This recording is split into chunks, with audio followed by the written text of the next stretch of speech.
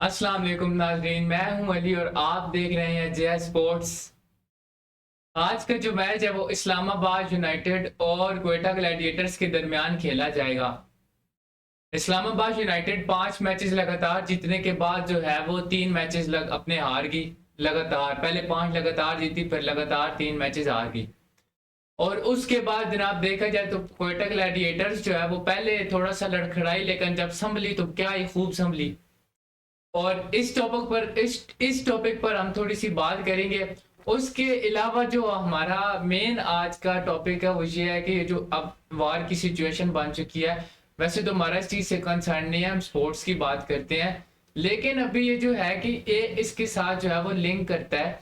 वार की जो कंडीशन पाकिस्तान और इंडिया में बन चुकी है, उसके बाद आईपीएल और पीएसएल का जो फ्यूचर है वो थोड़ा सा जो है वो अब शक में पड़ गया है कि क्या ये मैचेस वैसे ही जो है शेड्यूल के मुताबिक होंगे, या इनमें फिर जो है वो पोस्टपोन्ड होगा या डिले होगा, जो भी होगा।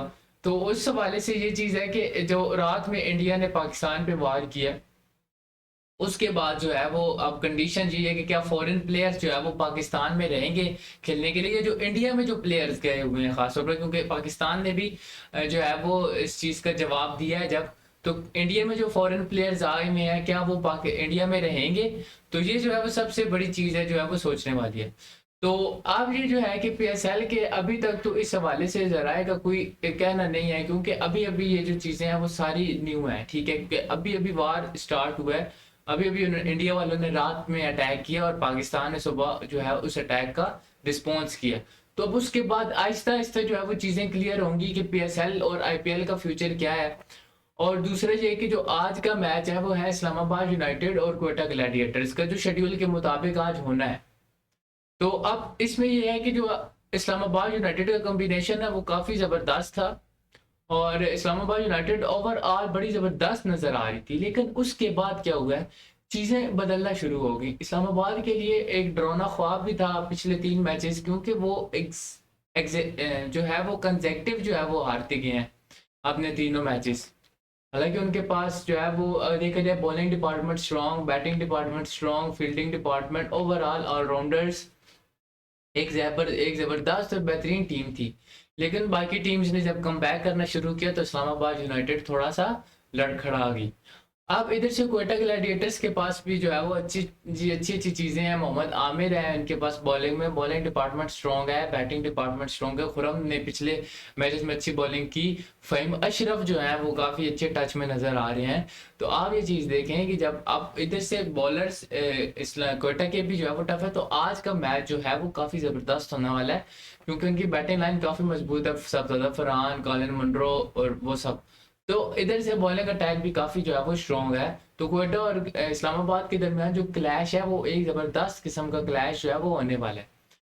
अब इसमें ये जो चीज़ आपसे पहले भी मैंने बात की है कि ये जो वार की सिचुएशन है, इसके बाद क्या ये मैचेस होंगे या नहीं होंगे, इसका अभी तक कोई डिसाइड नहीं हुआ। लेकिन ये जो कंडीशंस ऐसी बन चुकी हैं, उसके बाद पीएसएल का और आईपीएल का फ्यूचर जो है वो लगभग 70-30% है। मेरे ख्याल में 70% ये चांसेस हैं कि ये कंप्लीट हो, बट 30%, वो जो 30% है वो इम्पोर्टेंट 30% है। मे भी जो है वो पीएसएल पोस्टपोन्ड हो या आईपीएल पोस्टपोन्ड हो। लेकिन देखते हैं कि वक्त के साथ क्या चेंजेस जो है वो आती है। अभी तो एक नई नई सिचुएशन से जो है दोनों ममालिक गुजर रहे हैं। तो देखते हैं कि अब इस वार का जो है वो पीएसएल और आईपीएल के फ्यूचर पे क्या असर पड़ता है, और इस्लामाबाद यूनाइटेड और कोटा ग्लैडिएटर्स में से कौन सी टीम जो है वो आज का मैच जीतती है। बिकॉज कम्बिनेशन दोनों साइड पे टफ है, दो बेहतरीन कम्बिनेशन के साथ दोनों टीमें उतरेंगी। और कोटा ग्लैडिएटर्स शायद फिर थोड़ी सी रिलैक्सेशन व्यू में हो थोड़ा सा। लेकिन इस्लामाबाद यूनाइटेड को जो पिछले 3 हार लगी हुई है ना, क्योंकि वो तो एक कॉन्फिडेंस के साथ, कोटा कॉन्फिडेंस के साथ आ रहा है, वो जीतते हुए आ रहे हैं, लेकिन इस्लामाबाद हारते हुए आ रहा है। तो ये चीज सबसे ज्यादा डिपेंड करती है कि अब कौन सा प्लेयर जो है वो की, अब इनमें की प्लेयर्स कौन से हैं।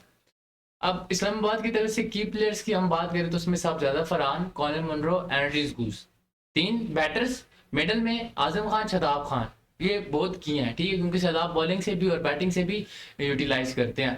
फिर नीचे उनकी एक उनका और दरमियान में मिडल में बैट्समैन है हैदर अली। तो वो हिटिंग एबिलिटी भी रखते हैं। फिर नीचे उनके बॉलिंग में जैसन होल्डर पर उनका काफ़ी ज़्यादा जो है वो होगा, उसके बाद रिलाई करेंगे, उसके बाद इमाद वसीम पे रिलाई करेंगे।